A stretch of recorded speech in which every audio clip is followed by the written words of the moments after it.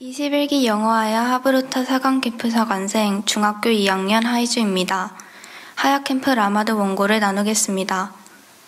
오늘 본문은 요한계시록 20장 11절에서 15절까지의 말씀입니다. 왜 생명책의 이름이 기록되어야 할까라는 제목으로 말씀을 나누겠습니다. 본문에서는 생명책이라는 단어가 강조되어 등장합니다.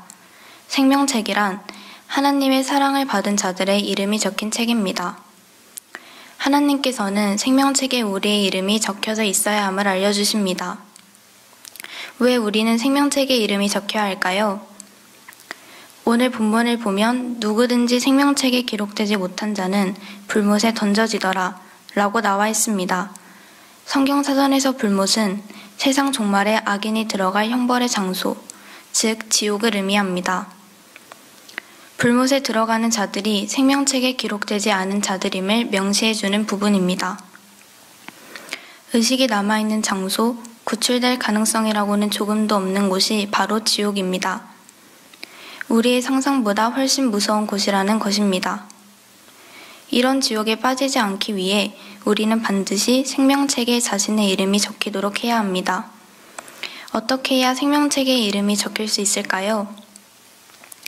생명책에 이름이 적히는 첫 번째 방법은 회개함으로 예수님께서 나의 죄를 대속하여 십자가에 못 박혀 돌아가셨고 부활하셨다는 것을 믿는 것입니다. 죄에 대한 확신과 하나님께 죄를 지었다는 깨달음을 얻고 돌이키는 것입니다. 성경에서는 하나님과 분리된 상태를 죄라고 명시하고 있습니다. 그리고 죄를 범한 자는 양심이 타락하고 마음의 평안을 잃고 고통을 당하는 자가 됩니다. 그렇기에 우리는 죄를 지은 뒤 회개를 해야 합니다. 여러분은 자신의 잘못을 용서받기 위해 어떻게 행동하시나요? 많은 분들이 자신의 잘못을 인정하고 용서를 구하실 것 같습니다. 하나님과의 관계 속에서도 마찬가지입니다. 죄를 지었으면 그것에 대한 잘못을 하나님께 회개하고 나아가야 합니다. 말로만 회개하고 행동이 바뀌지 않는 사람이 되어서는 안 됩니다. 하나님께서는 죄사함 받은 자가 생명책에 기록된다고 말씀하십니다. 죄사함을 받고 생명책에 이름이 기록되는 사람이 되어야 합니다. 생명책에 기록되는 두 번째 방법으로는 하나님의 계명을 지키는 것입니다. 계명은 구약과 신약에서 서로 다른 의미를 띠고 있는데 구약에서는 율법과 십계명이라면 신약에서는 하나님께서 주신 명령을 의미합니다. 그렇다면 어떻게 하나님의 계명을 지켜야 할까요? 우리는 하나님께서 명령하신 것들을 행동으로 옮겨야 합니다. 앞서 얘기했던 회개와 연관되는 것입니다. 회개한 후 제사함을 받고 행동을 바꾸는 것이 생명책에 기록되는 방법입니다. 이렇게 생명책에 이름이 기록되어야 하는 이유와 방법에 대하여 알아보았습니다. 이 두 가지를 합하여 성경은 믿음이라고 합니다. 오직 믿음으로 구원을 얻는다고 할 때 이 두 가지의 의미를 담고 있습니다. 참 회개로 제사함을 받고 하나님의 계명을 지켜 행하는 삶을 사는 여러분이 되시길 바랍니다.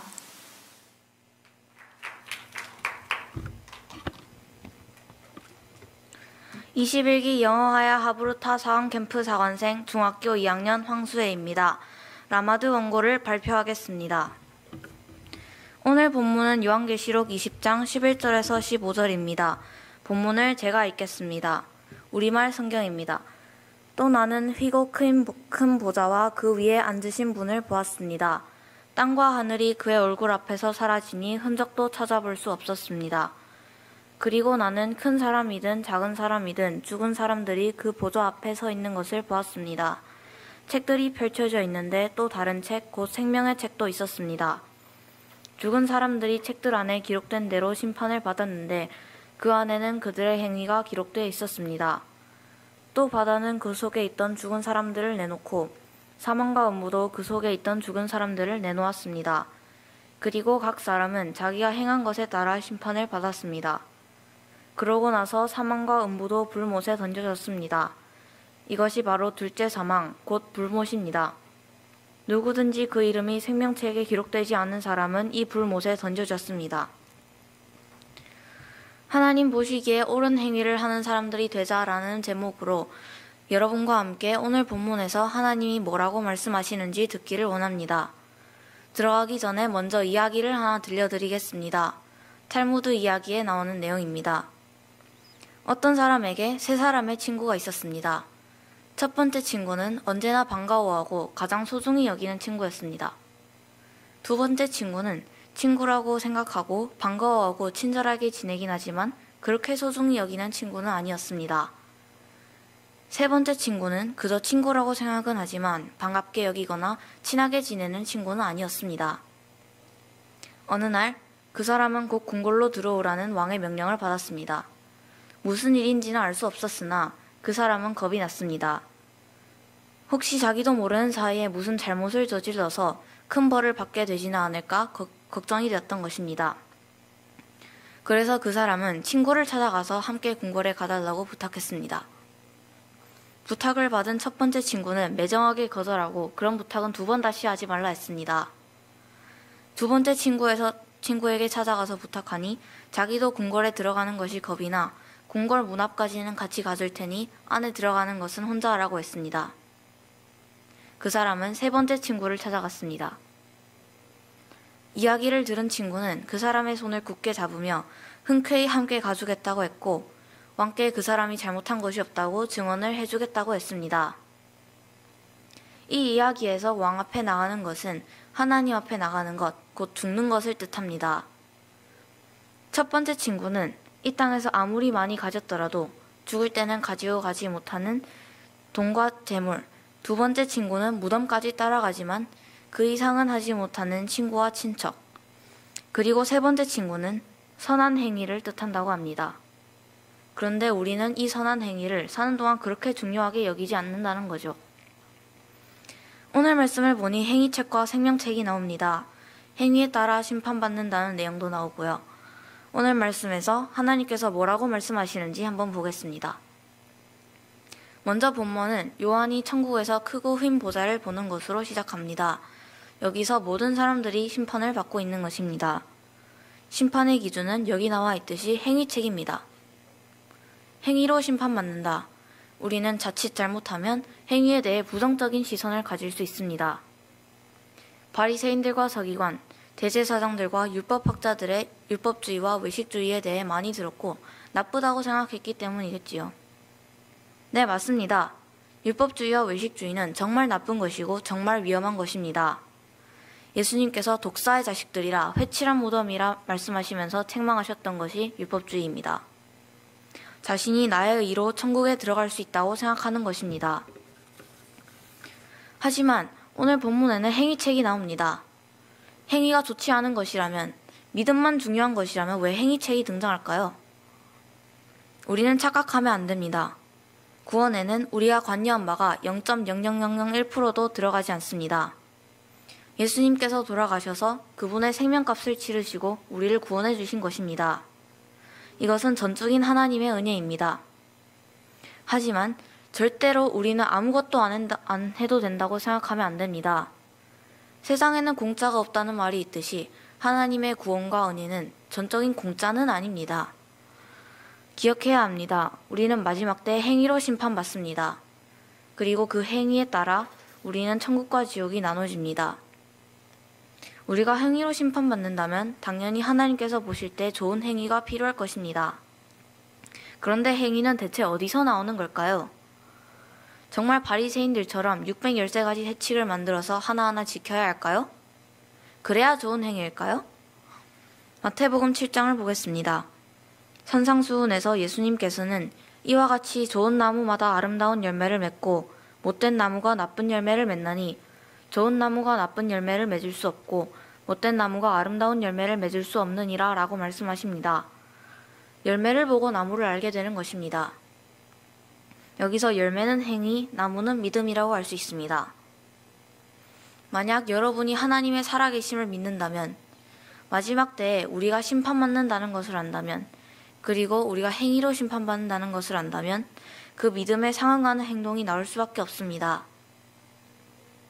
우리의 선한 행위는 입술로 고백하는 믿음이 아닌 참된 믿음, 내 삶 안에서 실천되어 나오는 믿음에서 하나님께서 살아계심을 믿고 그분을 매일 신뢰하며 발걸음을 내딛는 믿음에서 나옵니다. 따라서 행위는 우리 믿음의 결과가 되는 것입니다. 우리는 지금 어떤 행위의 열매가 필요할까요? 예수님께서 우리에게 구원을 선물로 주셨지만 우리가 아무것도 하지 않으면 그 믿음이 아무것도 아니며 참 행동은 참 믿음에서 나온다고 했습니다. 어떻게 우리 삶에서 옳은 행위를 할 수 있을까요? 답은 간단하지만 어렵기도 합니다. 매 순간 살아가는 동안 이 행위가 하나님 보시기에 옳은 행동인가? 예수님께서 언제 오실지 모른다 했는데 만약 예수님께서 내일 재림하신다면 내가 과연 이 행동을 할까? 이것을 생각하면서 모든 행동을 한번 해보시는 건 어떨까요? 그렇다면 모든 순간을 흘려보내지 않고 쓸 수 있지 않을까요? 남이 모두 하나님께서 기뻐하시지 않는 행동을 할 때 그들에게 그것은 하나님이 싫어하시는 행동이라고 마지막 때 하나님의 심판이 있고 지옥이 기다리고 있다고 말해줄 수 있지 않을까요? 요셉은 보디발의 아내가 유혹할 때 제가 어떻게 그렇게 악한 짓을 저질러 하나님 앞에 죄를 짓겠습니까? 라고 하며 죽을 수도 있는 상황인데도 옳은 행위를 선택했습니다. 요셉이 어떻게 이런 행위를 할 수 있었을까요? 하나님께서 모든 것을 보고 계신다는 믿음과 경각심 때문이 아니었을까요? 여러분, 제가 맨 처음에 들려드린 탈무드 이야기를 기억하십니까? 거기서 세 번째 친구는 참된 선한 행위라고 했습니다. 선한 행위, 옳은 행실은 이 세상의 부나 명예와 같이 이 땅에 남겨지는 것이 아니라 하나님 앞에 갈 때도 나와 함께 가고 그 행위에 따라서 우리가 심판받는다고 했습니다. 예수님께서 전적인 은혜로 우리에게 구원을 선물로 주셨지만 우리는 아무것도 하면 안 된다. 무조건 천국에 간다라고 생각하는 것은 안 됩니다. 예수님의 말씀처럼 좋은 나무가 좋은 열매를 맺고 선한 행위가 있어야 믿음이 증명되고 생명책에 기록되는 것이라고 했습니다.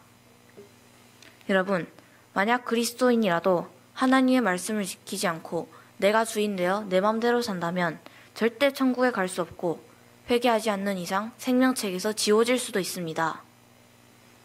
아마 세상을 사는 동안 가장 중요한 것은 예수님을 믿고 함께 동행하다가 천국 가는 것일 것입니다. 천국과 지옥의 심판대 앞에서 우리는 행위에 따라 심판받습니다. 지금 여러분의 행위는 어떠신가요? 하나님 보시기에 옳은 행위를 하고 계신가요? 여러분, 만일 예수님께서 내일 재림하신다면 여러분께서는 오늘 어떻게 행위를 하실 것인가요? 저는 이 본문을 연구하면서 제가 매일 어떻게 살아가고 있는지 많이 돌아보게 되었고 이제부터는 하나님께서 보실 때 기뻐하실 만한 행동을 하면서 살아가려고 노력하려고 합니다.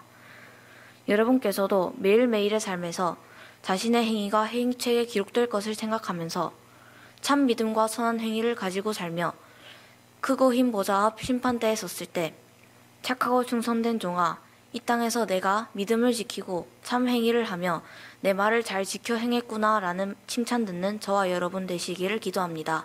감사합니다.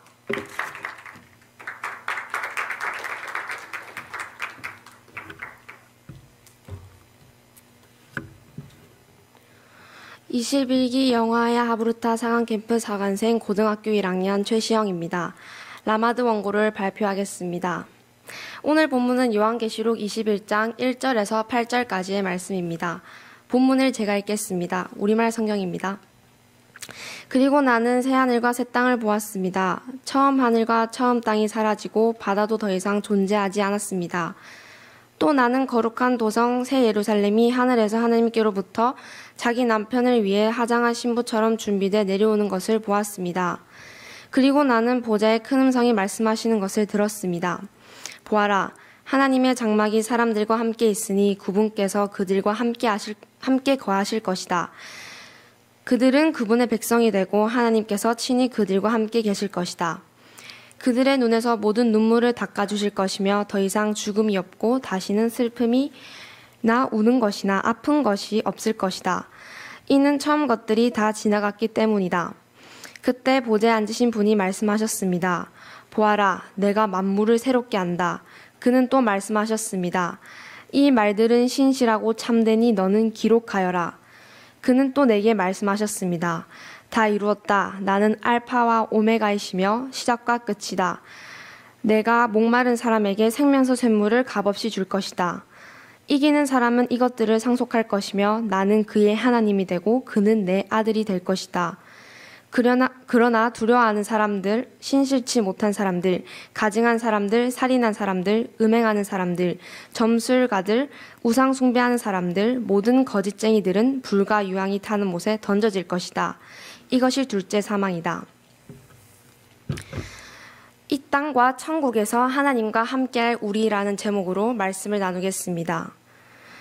우리 모두는 이 땅에서 정말 많은 일들을 하며 바쁘게 살아갑니다. 배고프면 밥을 먹고 아프면 휴식을 취하고 공부하는 학생들은 공부를 하며 밤이 찾아오면 잠을 잡니다. 여러분은 이렇게 정신없고 어지러운 세상 속에서 하나님과 함께 하고 계십니까?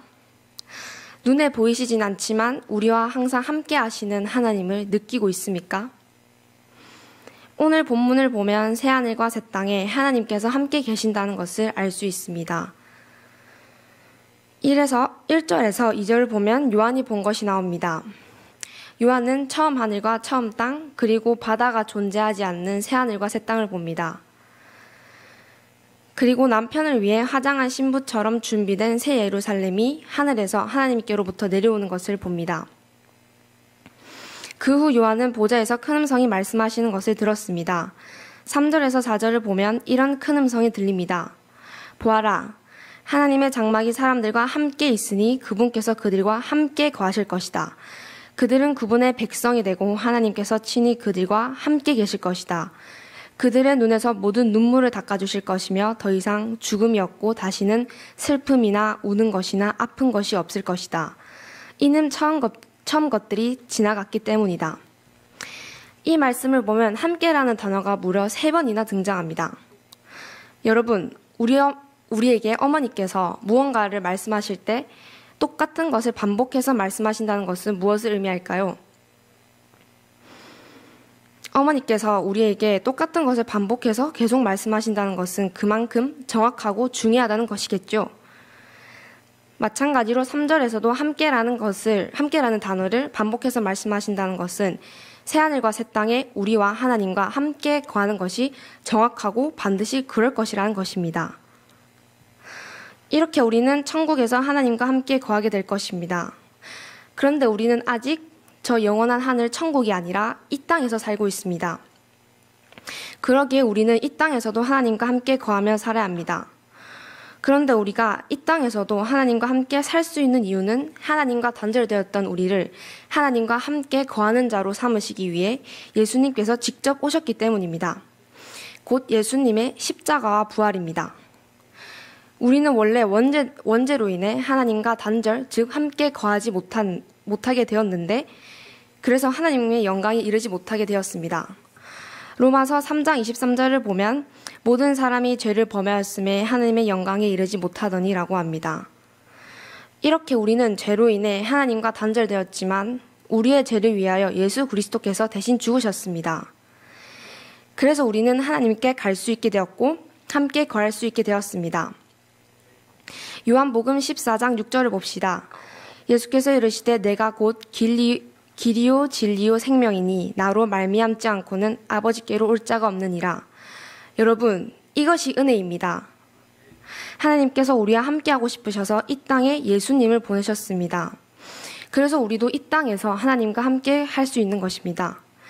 그렇다면 성경에 나오는 하나님과 동행하는 인물들은 누구일까요? 창세기 5장 24절에 등장하는 에녹도 있고 하나님과 함께 해서 모든 일을 지혜롭게 행한 다윗도 있습니다. 저는 성경에 등장하는 하나님과 동행한 인물을 보며 나는 매일 하나님과 함께하고 있는지를 스스로에게 질문하기 시작했습니다. 저는 옛날부터 눈에 보이시지 않는 하나님이 추상적인 분이라고 생각해왔습니다. 그러나 하나님은 인격적인 분이시기 때문에 우리와 함께 거하시기 원하시는 분입니다. 이것을 이제 조금이나마 알 것 같습니다. 하나님께서 추상적인 존재가 아니시고 인격적인 존재이시기 때문에 우리와 함께 함께 거하길 원하신다는 것이 조금이나마 느껴집니다. 그런데 하나님은 우리와 이 땅에서만이 아니라 저 영원한 천국에서도 함께 거하길 원하십니다. 본문 3절을 보면 우리가 하나님과 함께 거할 하나님의 장막이 나옵니다. 이 장막은 구약에서 하나님의 임재가 임하던 곳이었습니다. 그런데 요한계시록에서는 하나님의 장막을 천국으로 묘사하고 있습니다. 또 4절에서는 천국인 하나님의 장막에 죽음, 슬픔, 우는 것, 아픈 것이 없을 거라고 합니다. 여러분, 이곳이 하나님과 우리가 함께 거할 곳입니다. 아름다운 천국을 가는 자는 이 땅에서도 하나님과 함께 거하는 자들입니다. 그러면 우리가 하나님과 함께 해야 하는데 이런 삶을 살려면 어떻게 해야 할까요? 첫 번째, 문 밖에 서서 두드리고 계시는 하나님의 간절한 마음을 기억해야 합니다.